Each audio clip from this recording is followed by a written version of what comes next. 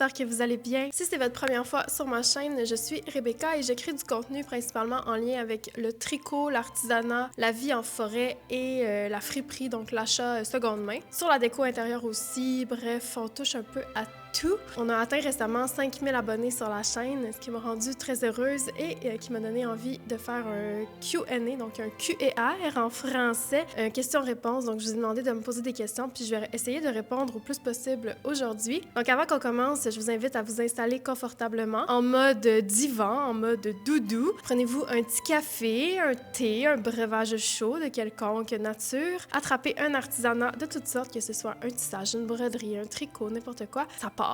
Je vais y aller au hasard. Au hasard.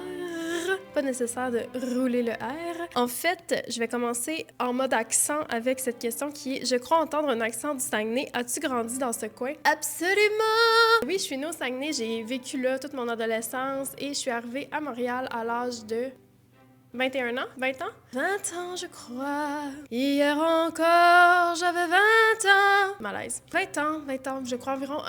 J'ai aussi habité à Granby pendant un an, à l'âge de 18 ans, ça vous dirait. Vers 19 ans, je suis arrivée à Montréal. En tout cas, dans ces âges-là, quand on est jeune et beau. Récemment, en fait, je suis déménagée à Sainte-Mélanie, qui est un village à environ 1 heure de Montréal, donc au nord de Montréal. Et là, j'habite dans le bois. J'ai pas perdu mon accent tant que ça. Quand j'entends ma mère, je me dis: ah oui, je l'ai perdu un peu. Mais il y a encore des mots que je suis incapable de dire sans l'accent. Donc, toutes les ir, donc les plaisirs, le facture, tout ça, c'est ancré en moi. J'arrive pas vraiment à pas le faire. Ça me dérange pas vraiment. Là. Je suis pas complexée par mon accent tout de même. Je suis sur un petit fond de rhume en passant, fait que peut-être que je suis un peu déloulou parce que j'ai un petit fond de fièvre. Là. Un petit fond de maladie, ouais. Eh boy, ok. Ça commence bien quand même. Un nom de chat que tu te gardes pour le futur. Un nom de chat, ok. On dirait que mes moods changent tout le temps, mais il y en a que j'aime comme Gilles, j'aime beaucoup pour un chat. J'aime aussi des trucs un peu plus comme premier degré ludique, comme j'aime vraiment le nom marmite aussi, j'aimerais bien. Chaudron, tu sais, des noms de même. Ça dépend du chat, on dirait. J'ai une liste dans mon cell, mais je pense que la dernière fois que je l'ai lu, elle était pas à jour. Pour une petite chatte, j'aime beaucoup Berthe. Je trouve que c'est comme... Berthe, c'est un autre nom qui m'est déjà passé par la tête. Sinon, j'aimerais avoir un bourgeois et l'appeler Hortense. Voilà. Continuons. Tricote depuis combien de temps? Ça, c'est vraiment beaucoup revenu. Je tricote depuis 2019. Donc, ça va faire 6 ans. Je sais pas si ça fait 6 ans, mais en tout cas, c'est pas grave. Ça va faire donc 5 ans. Mais moi, j'ai vraiment d'une génération de tricot. Dans le sens que mon arrière-grand-mère, arrière-arrière-grand-mère, grand-mère, mère, tout le monde tricote. Puis je l'ai déjà raconté cette histoire-là, mais quand j'ai pris des aiguilles dans mes mains pour la première fois, c'était d'un naturel désarmant. J'étais genre... Ben oui, j'ai tout le temps fait ça. C'était comme, pour moi, identitaire. Je sais pas s'il y a un truc génétique avec le savoir-faire. Ce serait vraiment intéressant de se poser la question d'ailleurs. Mais c'était comme... Après une semaine, j'étais comme... Je me sentais comme si ça faisait 8 ans que je tricotais, là. J'étais comme, qu'est-ce qu'on fait next, là? J'accorde, parfait, on embarque. Tu sais, j'étais vraiment, là... Ça a débloqué quelque chose de ma personnalité. Fait que j'ai eu vraiment une facilité quand j'ai commencé. Et depuis, on le sait que ça m'a pas quitté. Tu sais, le tricot, c'était genre la première chose que je me disais. Pour la première fois de ma vie, je me vois faire ça tout le temps, là. Je vais mettre une petite fleur dans l'écran. C'est juste pour dire bonjour. C'est mon beau bouquet des fleurs sèvres. Regardez comment il est beau. Là, il s'en vient un peu défraîchi, mais il est encore bien présent, là. Comment te vois-tu dans 5 ans? Quel voyage aimerais-tu faire? Dans 5 ans, là, je me vois être youtubeuse à temps plein, genre living my best life, faire des vidéos de qualité supérieure parce que je vais avoir eu les moyens de m'acheter un équipement de type mon rêve. Je me vois aussi peut-être avoir fait genre un livre. Ça, c'est un rêve que je caresse, de faire un livre de tricot / histoire, conte. Pourquoi pas aussi, là, dans 5 ans, c'est beaucoup, là. Mettons qu'on rêve, là. Je me verrais aussi avoir repris la musique, parce que ça me manque. Mais peut-être que c'est... Tu sais, avoir repris la musique, en tout cas, pour moi. Pour vous, je le sais pas, mais pour moi. Puis après, voir comment ça peut se passer. Sinon, c'est pas mal ça dans 5 ans que ce serait vraiment incroyable, là. Avoir fait un livre, être youtubeuse à temps plein, puis peut-être refaire de la musique. Sounds like ma vie de rêve. Et quel voyage aimerais-tu faire?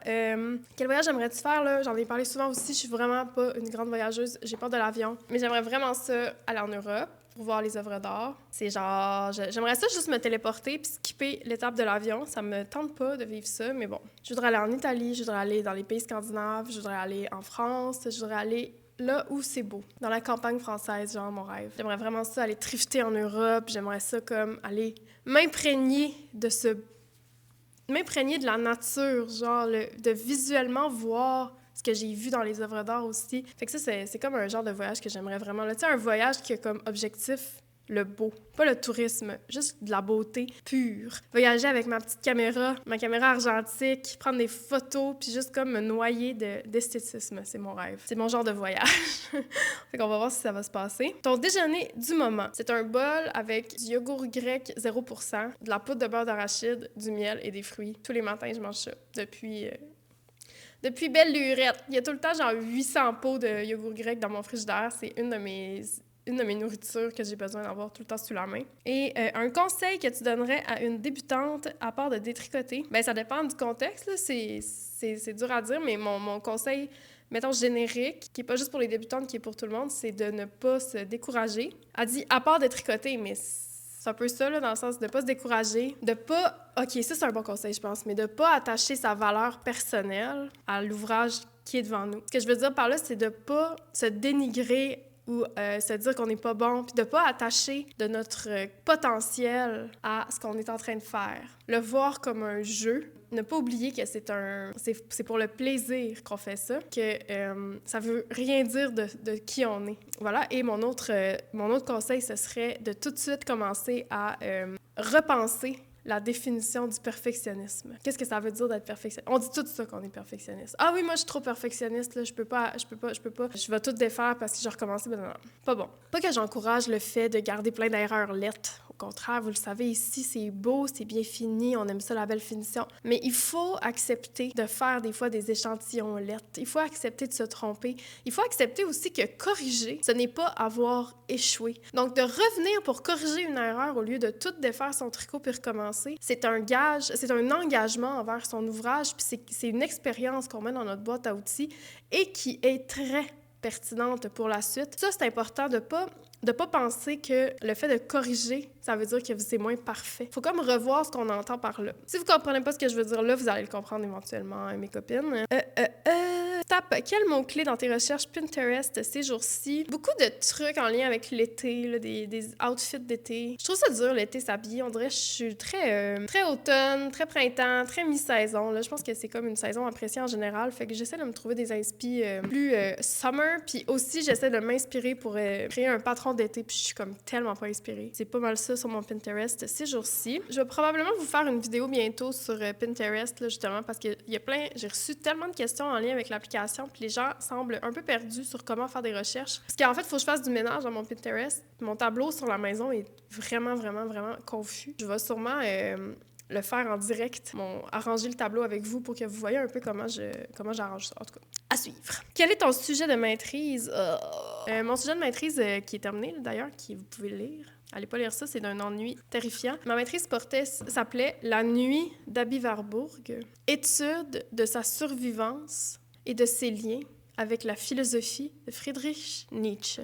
De quoi de même? Non, j'ai travaillé sur Abby Warburg, qui est un historien d'art allemand, historien d'art théoricien des images, qui a un peu révolutionné l'histoire de l'art comme discipline, là, telle qu'on la connaît aujourd'hui, qui a passé 5 ans de sa vie dans un asile psychiatrique lors de la Première Guerre mondiale, qui a été un peu terrassé par son rapport à la santé mentale, qui a un peu sombré dans la folie, qui a beaucoup parlé de ça, et qui, en fin de vie, a développé ce qui s'appelle l'Atlas Mnemosyne, qui est un grand atlas d'images où il s'est affairé à faire des liens dans la culture visuelle, en fait, de différentes époques, donc surtout de la Renaissance à sa modernité à lui. Donc, c'est super intéressant, sa démarche. Puis, je me suis intéressée à lui, à Nietzsche, que vous connaissez probablement, qui est un philosophe allemand. Les deux ne se sont pas côtoyés, mais il y avait beaucoup, beaucoup de parenté entre leurs pensées. Et j'ai recoupé tout ça avec Paul B. Preciado, qui est un philosophe qui nous est contemporain, donc un philosophe qui est actif présentement, qui a une théorie super intéressante sur le genre, mais aussi sur la philosophie plus généralement. Donc, je me suis intéressée à ces différentes approches théoriques en questionnant ce que ça peut vouloir dire pour l'histoire de l'art comme discipline aujourd'hui. OK.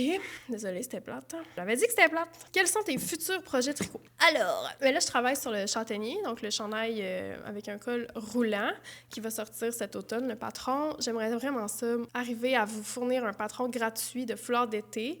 Donc ça, c'est aussi sur mes brushes. Ensuite, je commence les explorations pour un cardigan. Un cardigan qui serait inspiré des cardigans vintage torsadés que ma grand-mère me faisait. J'en ai un blanc que je mets tout le temps. Ça m'a fait réaliser que tous les patrons modernes, je les porte pas jamais. Donc, j'ai envie de créer un patron que je vais avoir envie de porter. Je vais vous en dire plus le temps venu. Mais ça commence à être sur mes... Là, attendez, je vais faire quelque chose. Là. Les questions sont sur mon téléphone, puis ils n'arrêtent pas de se fermer. Puis ça me rend très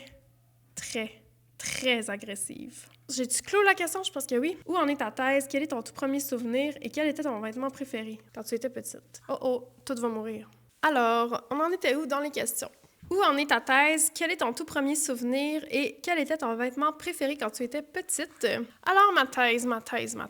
Vous avez été nombreuses à me poser des questions sur la poursuite de mon doctorat. Il y en a même qui m'ont demandé si j'étais encore inscrite au doctorat. Et la réponse est bien sûr oui. Je suis encore inscrite.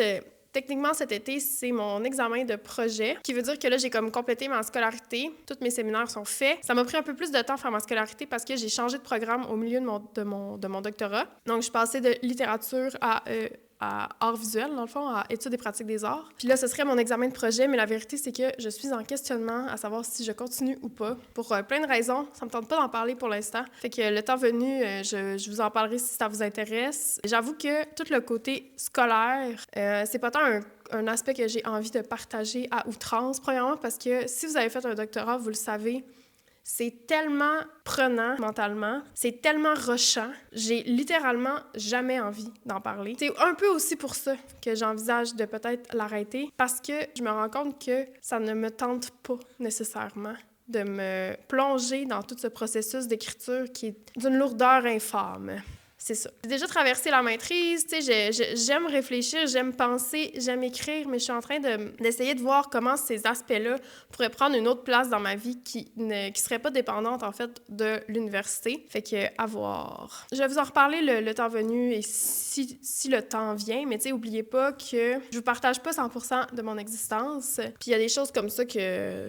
ça me tente pas tout le temps là, d'aborder. Ton tout premier souvenir, mon Dieu, ça, c'est vraiment dur à dire parce que, tu sais, j'ai des souvenirs, mais le premier, c'est, tu sais, je pense que si on a un rapport à notre premier souvenir, c'est clairement un souvenir écran, dans le sens que c'est clairement un souvenir qu'on invente comme notre premier souvenir, parce que dans notre récit qu'on se fait de nous-mêmes, on place comme un ancrage qui serait notre premier souvenir, mais je pense pas que on peut savoir ça. Fait que c'est vraiment difficile pour moi de répondre. Je dirais que j'ai peut-être des souvenirs qui remontent à l'âge de 5 ans, au moins. Je me souviens de ma première journée de maternelle, puis encore, je me dis, est-ce que je m'en souviens vraiment ou je me souviens d'avoir vu les photos. Puis là, j'ai les photos dans ma tête, mettons, fait que je me souviens. Tu sais, j'ai des souvenirs très sensoriels, donc je me souviens de comment je me sentais dans ma chambre, je me souviens de mes peurs, je me souviens de moments comme quand, tu sais, le passage de ma chambre en haut à ma chambre en bas. J'ai un souvenir qui me pop à l'instant de la première nuit que j'avais dormi dans le sous-sol.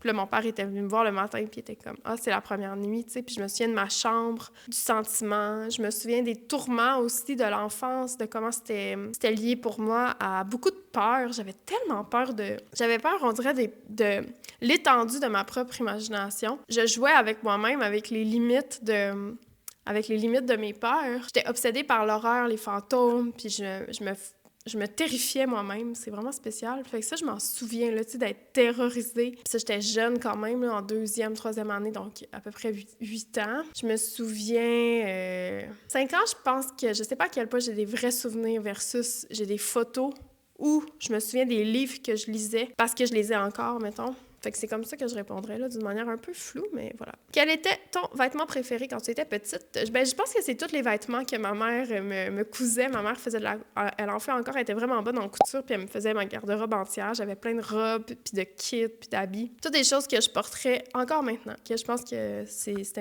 mon style. J'aimais tous mes vêtements que ma mère me faisait. Ta journée parfaite ressemble à quoi? Oh, Une journée parfaite pour moi, je me lève à genre 7 heures, puis je me lève reposée. Donc, pas de fatigue. Je me lève à 7 heures. Je vais au gym. Au gym, je fais un bon entraînement, genre qui... Tu sais, ça va bien, là. Je suis capable de bien pousser en mode catharsis. Après ça, je fais 30 minutes de cardio. Après ça, je reviens chez nous. Je mange. Ensuite, je tricote tout le matin. Là, je dîne. Après ça, mon chum m'amène faire les friperies. Fait que là, toute l'après-midi, pendant comme 4 heures, je vais trifter. Puis là, je fais plein de trouvailles. Le soir, je mange une raclette. Et je conclue la journée en écoutant un film en tricotant. C'est ma journée de rêve. J'aimerais ça la vivre demain. Merci. As-tu une ressource pour quelqu'un qui n'a jamais tricoté mais qui souhaite commencer? Alors, je dirais qu'un bon combo pour commencer, ça va être une communauté et une figure professorale. Communauté, c'est par ici que ça se passe. Je te dirais que le Discord des tricots Collair de Rebecca Collair, c'est un espace incontournable quand on commence parce qu'on est plus de 500 tricoteuses réunies sur cette plateforme et c'est un espace où tu peux poser toutes tes questions, niaiseuses, pas niaiseuses, débutantes, pas débutantes, n'importe quoi. Ça peut être des questions comme « qu'est-ce que j'achète? » Comme ça peut être des questions genre « avez-vous une idée de patron? » ou blablabla. Fait que ça, c'est une ressource que j'appellerais communautaire. C'est super important d'avoir une communauté quand on commence. Sinon, on se sent seul, puis on sait plus par où commencer. Puis Google a tout le temps 1000 réponses à nos questions. Puis c'est vraiment pas clair, puis on sait jamais quoi faire, blablabla. Fait que je te dirais le Discord des tricots Collair et une figure professorale. Ça va dépendre de comment tu apprends. Si tu veux apprendre en ligne, il y a Claude Tricot, qui est une Québécoise, qui fait des tutoriels super bonnes. Ça, tu peux apprendre sans problème. Sinon, YouTube, en général, c'est une ressource incontournable dans le sens que tu vas trouver 1 million de façons de montrer les choses. Sinon, tu peux aller dans les boutiques locales. Souvent, ils vont avoir des offres de cours. Si tu préfères apprendre en vrai, ça peut être aussi par là que ça se passe. Fait que ce seraient mes deux ressources que je te conseille. Si jamais tu veux plus de détails, tu peux rejoindre le Discord des tricots Collair et poser des questions plus précises. Prochaine question. Es-tu Alexandre en humour? Tu es drôle.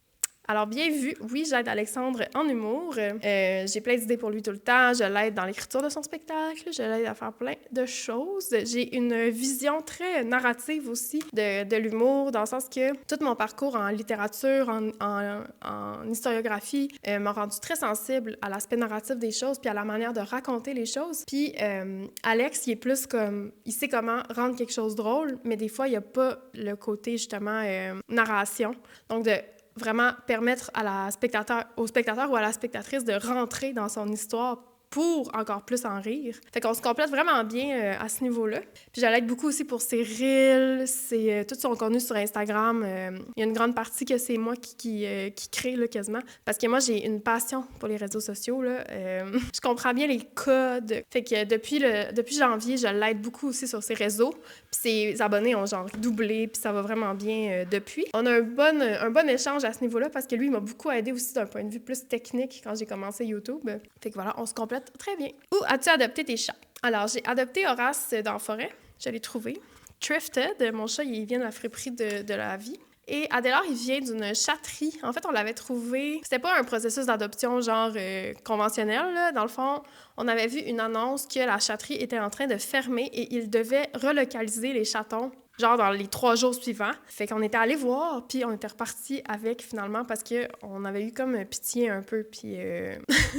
fait qu'on on a comme pris le petit bébé chat. Je sais pas trop qu'est-ce qui s'était passé, là. Mais, tu sais, c'est un chat de race, Adélard, là. C'est un British Shorthair. Puis d'habitude, ces chatons-là coûtent assez cher, puis là, on l'avait eu pour vraiment pas cher. Fait que je sais pas trop qu'est-ce qu'il y avait dans... Il y avait un truc... Tu sais, fallait que ça se fasse vite, là.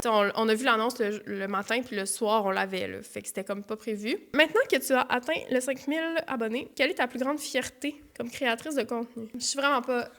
j'ai pas de la facilité à être fière de moi, je vous dirais. Je pense que ma plus grande fierté, c'est ma constance. C'est d'avoir respecté mes engagements, puis de continuer de le faire, donc de réussir à chaque semaine à sortir une vidéo le samedi matin depuis plusieurs semaines. Je dirais que c'est ma plus grande fierté parce que c'est comme le plus payant, entre guillemets, dans le sens que c'est comme ça qu'on construit des communautés. Puis le fait de réussir à chaque semaine à sortir une vidéo, je montre mon engagement envers moi-même aussi. Je m'engage envers la plateforme, envers vous, envers la communauté. Puis ça me rend fière parce que j'ai déjà été une personne qui était vraiment pas de confiance. Dans le sens que j'abandonnais tout le temps. Puis ma parole ne valait rien. Quand je disais quelque chose, ça valait rien pour moi. Puis là, quand je dis quelque chose maintenant, ça se passe. Notamment, YouTube, c'est un bon exemple de ça présentement. Fait que ça me rend vraiment fière de voir que je peux compter sur moi. Comment fais-tu pour empêcher les mythes de venir chez toi et manger ta laine? Je fais absolument rien. Je m'en fous un peu des mythes, honnêtement. Je pense que plus on observe sur des choses, plus ça va nous arriver. Puis les mythes, je veux dire, ça va peut-être m'arriver, je sais pas. J'y pense même pas. Je fais rien pour prévenir, honnêtement. Puis c'est ça. Pourquoi ce génial nom, Rebecca Collair? Pourquoi Rebecca Collair? J'avais répondu au début de ma chaîne. Et là, je me dis, c'est le temps qu'on réponde à nouveau. La réponse est simple, en fait, c'est que avant, il y a de cela des années. J'avais un projet de musique pour enfants avec une amie. Derrière les grands oiseaux, une calligraphie. Le ciel est bleu corbeau et rempli de son cri. Qui s'appelait Robin Colère et qui était comme un nom d'auteur, un nom d'artiste, un nom de groupe de musique. Finalement, ce projet-là est décédé et la personne avec qui je travaillais m'a dit « Garde Robin Colère, je ne veux plus m'impliquer. » L'histoire courte, là. Dans les mois suivants, j'ai décidé de lancer mon podcast tricot. Puis moi, ça faisait longtemps que je voulais faire un podcast tricot. Puis je savais pas comment l'appeler. Je voulais lui donner un nom mémorable, blablabla.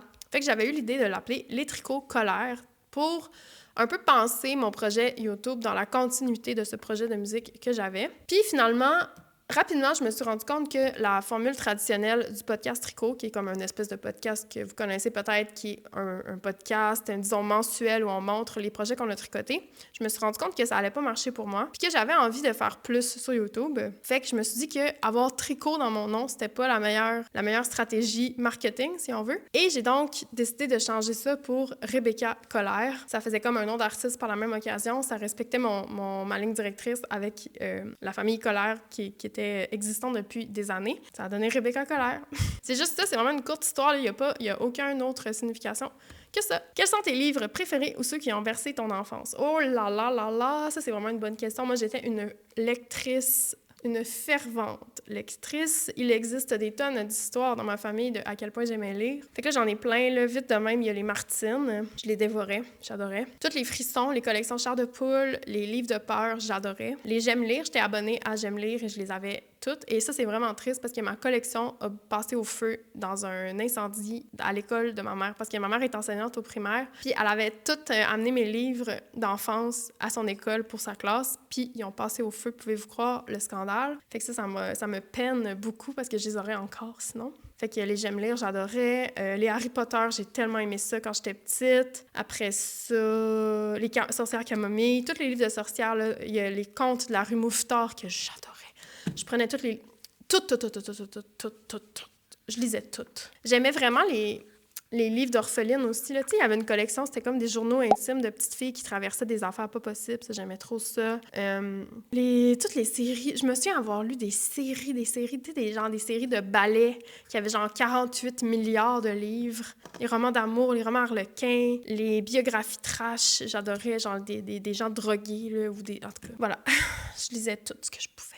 As-tu toujours voulu être influenceuse? Ça, cette question-là m'a vraiment fait rire. Vous me direz ce que vous en pensez, mais moi, je fais vraiment une distinction entre influenceuse et créatrice de contenu. Puis, je m'identifie vraiment plus à créatrice de contenu qu'à influenceuse. Puis, je vais vous dire la différence que je fais. Tu sais, pour moi, une influenceuse, l'objet, le but de sa plateforme, c'est d'influencer. Alors que la création de contenu, l'objet de la plateforme, c'est la création.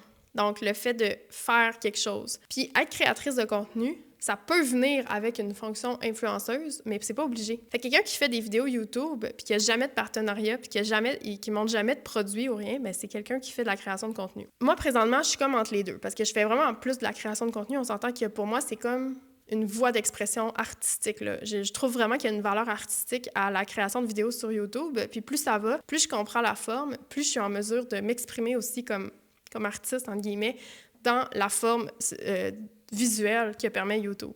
Et ça, moi, j'adore. C'est aussi la photographie, le graphisme, tout le détail, toute la finesse que ça prend pour se monter une plateforme puis une communauté en ligne. J'adore ça. Je trouve ça tellement, tellement riche. Ça permet vraiment d'entrer en relation avec les autres d'une manière qui me parle beaucoup. Moi, j'ai toujours voulu mettre la créativité au cœur de ma vie. C'est la seule chose que je sais faire. C'est la seule chose que je peux faire, c'est la création. Ça ne fonctionne pas dans d'autres milieux que le milieu artistique. Puis je suis profondément malheureuse quand je suis pas en train de créer, là, genre j'ai les blues absolus. Là. En ce sens, oui, j'ai toujours voulu être créatrice de contenu parce que pour moi, c'est une des seules manières aujourd'hui de vivre de son art. C'est-à-dire que c'est la seule manière que j'ai trouvée pour mettre la création comme impératif premier de ma vie. Si je pouvais juste dessiner puis tricoter puis être payée pour le faire sans vous en parler, probablement que je le ferais. Sauf que là, le fait de mettre ma vie en ligne puis de créer du contenu comme ça, ben moi, ça m'assure un revenu. Puis en plus, je suis heureuse et pas en train de sombrer dans la dépression. Parce que j'exagère pas vraiment, là. Fait qu'est-ce que j'ai toujours voulu être influenceuse? Oui. Moi, j'avais 400 abonnés, puis je rêvais de... Ben, en fait, on peut même remonter ça à plus tôt, parce que, tu sais, avant, je faisais de la musique, puis j'ai toujours voulu être sur une scène, être vue. Je manque d'attention. J'ai ce désir de partage, d'entrer en relation avec les autres par la création, par l'art, par le tricot, par les vidéos, par tout ça. Moi, j'ai ce désir-là d'être vue de manière exponentielle puis d'être comme un canal de partage créatif. Pour moi, c'est ça, ma plateforme aussi présentement. Fait que je suis vraiment, vraiment contente puis j'ai aucun malaise avec l'espèce de visibilité que ça crée. J'adore ça. Mais c'est ça, je suis pas vraiment influenceuse parce que je vous influence à faire quoi? Aller à la friperie? Boire du gourou? Tu sais, c'est assez soft, là. Puis là, je commence à... Tu sais, j'en ai parlé un peu, mais je commence à en recevoir, là, des trucs de collab et non, peut-être qu'éventuellement, je vais être payée même pour créer du contenu de type plus collaboration. Ça va appeler à de la réflexion aussi de ma part parce que je veux pas trahir ma plateforme, je veux pas trahir mes valeurs, je veux pas vous décevoir, je veux pas donner l'impression que je le fais juste pour l'argent. Mais je le fais aussi pour l'argent, tu sais, que ce soit clair, là. Je le fais pas par pure bonté de cœur, puis je m'en fous de pas être payée, là. Tu sais, c'est tellement d'heures de travail. Est-ce que c'est un travail qui est équivalent à être comptable? Je sais pas, là. C'est pas une compétition là, de qui a eu le plus sa vie là, non plus. Là. Mais ouais, c'est tellement de travail que, évidemment, que j'espère qu'on est rémunéré. Mon Dieu Seigneur, j'espère qu'on est rémunéré. Tu sais, même les patrons, là, c'est du travail, mais du travail. Puis je trouve que ça manque... le tricot, c'est un milieu où c'est difficile de faire valoir ses droits. Puis c'est vu comme un passe-temps beaucoup. Fait qu'on s'attend à ce que les artisans fassent tout gratuitement pour le pur plaisir de la vie, parce qu'on devrait donc bien... être contente de faire ce qu'on fait. Puis je pense que c'est beaucoup associé au milieu féminin, souvent, là, justement. Tu sais, tous les milieux comme enseignantes, les CPE, tout ce qui relève du soin, du care, de la bienveillance, on va avoir tendance à dénigrer ces espaces-là, comme si c'était des espaces où les femmes, on devrait juste comme exister puis être contente de le faire, puis mon Dieu, que c'est mal vu si on veut un petit revenu qui est associé à ça. Moi, ça, là, je suis désolée, mais je trouve ça problématique d'avoir cette vision-là. Je me le suis fait dire de comme « Ah, tu fais ça juste pour l'argent. » Pensez-vous que c'est ça que j'aurais choisi si j'étais drivée par l'argent? C'est bien sûr que non, là. Mais oui, je m'attends à une compensation financière. Je le fais pas juste pour moi, je le fais pour toutes les autres YouTubeuses aussi. Je m'attends à ce que tout le monde ait une compensation financière. Je m'attends à ce que tout le monde ait un certain standard de travail aussi. Puis qu'on arrête de penser qu'on va débarquer partout gratuitement puis qu'on va faire des heures et des heures de route pour aller donner des ateliers gratuits. Mais non, ça vaut quelque chose. On construit quelque chose. Le fait d'être influenceuse aussi, c'est d'avoir une plateforme. Puis ça vaut de l'argent, que ça vaut quelque chose pour les compagnies. Fait que moi, mes standards sont élevés, puis ça me fait plaisir de vous le dire. Voilà. Ça, bien, évidemment, j'adore faire ça, là, que ce soit clair. Ta commande de café actuellement. Moi, je bois mon café noir, je bois du café filtre noir. Des fois, un petit latte avoine, mais c'est rare parce que je tolère mal le sucre et j'essaie de limiter un peu mes apports en sucre comme ça. Là. Fait que parfois un petit latte avoine, mais le plus souvent, je bois du café noir. Comment va le jardin? Il va très bien. Je l'ai montré dans un vlog qui est sorti la semaine passée, fait que vous allez pouvoir le suivre. Alexandre, il montre tous ses semis, là, fait que vous irez voir ça. J'adore ton contenu que j'ai découvert récemment. Ah ben merci. Merci beaucoup, c'est très gentil. As-tu pu continuer tes bas en fingering? Je les ai pas continués, non. J'ai de la misère à faire des bas en fingering. C'est vraiment pas ma tasse de thé. Ça, j'ai répondu. Il en reste un peu. On va arriver au bout, là. Je commence à m'épuiser un peu. Comment gères-tu la conciliation thèse et vie sociale? Je suis au doc et je trouve ça rough, ouais. Moi, de base, j'ai pas une vie sociale qui est très, très présente. C'est sûr qu'en allant dans le bois, en plus, j'ai pas aidé ma cause, là, dans le sens que là, je suis particulièrement isolée. Fait j'ai pas full de conseils pour toi. Je suis désolée.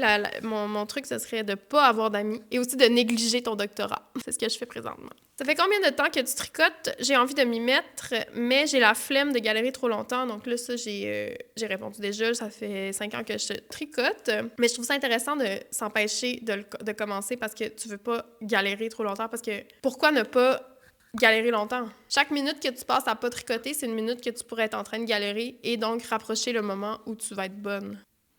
Tu comprends? Honnêtement, le tricot, là, c'est pas si compliqué que ça, là. Pour vrai, commencer, vous allez être étonnés de voir à quel point c'est plus intuitif puis plus facile que ça a l'air. Je comprends, là, ça a l'air tellement compliqué, mais ça l'est pas, puis il y a plein de ressources, comme je disais tantôt, qui vont vous permettre de faciliter votre entrée dans le milieu. Aujourd'hui, avec Internet, c'est tellement le fun pour ça. Fait que, ouais, commencez. Go, ça part. Comment vas-tu? Comment est la vie dans votre belle maison? Je vais bien. J'ai eu les blues récemment. On dirait que j'ai eu un petit ennui de la ville. Un petit ennui de la proximité. En campagne, je trouve que tout est à distance de voiture. J'ai tout le temps l'impression d'être dans mon auto constamment, sans arrêt, du matin au soir. Ça me manque de juste comme partir à pied puis aller faire mes petits trucs. Je m'ennuie de marcher, j'arrête pas de le dire, mais là, avec le beau temps qui revient, je pense que je vais reprendre l'activité physique, puis ça va me faire vraiment du bien. Puis la vie dans la maison, ben ça, c'est vraiment bien, là. Honnêtement, j'en reviens pas. C'est arrivé tellement vite, puis j'ai l'impression que ma vie, c'est comme virée sur un dixaine en 2 secondes. Des fois, j'ai comme quasiment une dissociation, là. Je trouve ça comme fou, qu'est-ce qui m'arrive, puis j'en reviens pas parce qu'il y a 1 an, j'aurais jamais cru que dans 1 an, donc maintenant, j'allais être là aujourd'hui, tu sais. J'en ai parlé sur mon Instagram, mais il y a 1 an, j'avais 2 vidéos de sortie sur ma chaîne YouTube. Puis là, j'ai l'impression que c'est rendu mon travail à temps plein. Fait que ça s'est fait tellement vite. Puis là, la maison, c'était tellement pas prévu non plus. En tout cas, tout ça est plutôt fou pour moi. Fait que je pense qu'il va y avoir il y a des deuils à faire, c'est normal. Puis il y a une adaptation à faire, puis c'est normal. Puis tu sais, ça fait 3 mois qu'on habite ici, là, ça fait pas... Des fois, j'oublie, là, ça fait pas 10 ans, là. Si vous voulez, ça, si ça vous intéresse, j'ai un balado avec mon copain Alexandre, puis on parle beaucoup de ça. On va plus en profondeur dans nos ressentis, puis tout ce qui entoure la vie dans la maison, justement. Fait que je vais vous mettre le lien dans la barre d'infos si ça vous intéresse. Est-ce que